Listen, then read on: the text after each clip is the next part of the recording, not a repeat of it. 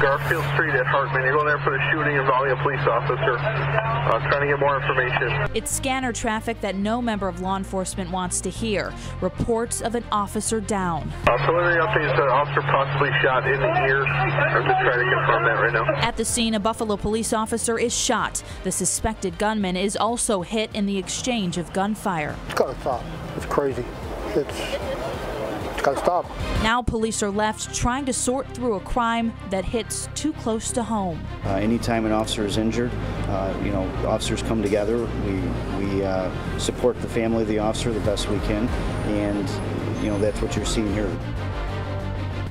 Good evening, I'm Hannah Bueller. It has been a long night for members of the Buffalo Police Department following a deadly confrontation in the city's Riverside neighborhood. A bullet striking the police officer in the head near the corner of Garfield Street and Hartman Place just after 5 o'clock this afternoon. The suspected gunman also hit and later pronounced dead at Kenmore Mercy Hospital.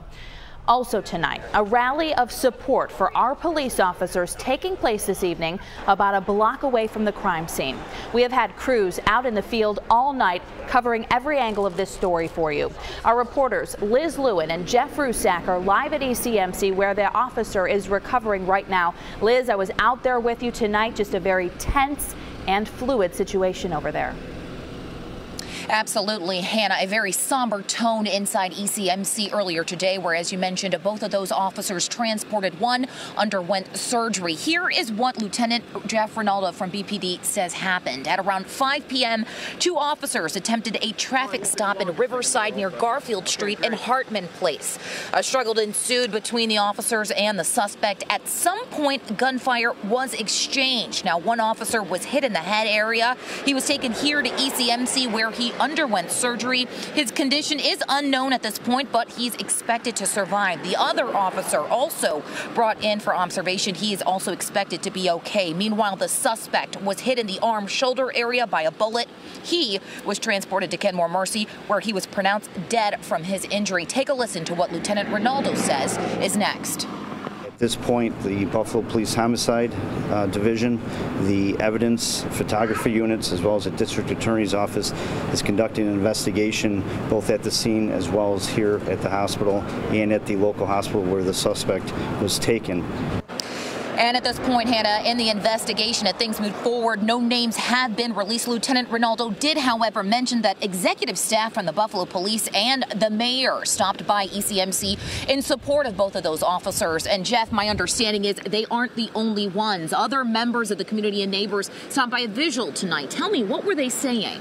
Liz, members of the community are speaking out tonight, clearly disturbed that someone would shoot a police officer. Now, just a block from where this shooting occurred, dozens gathered to show their support for the injured officer. The people who attended wanted to make a statement.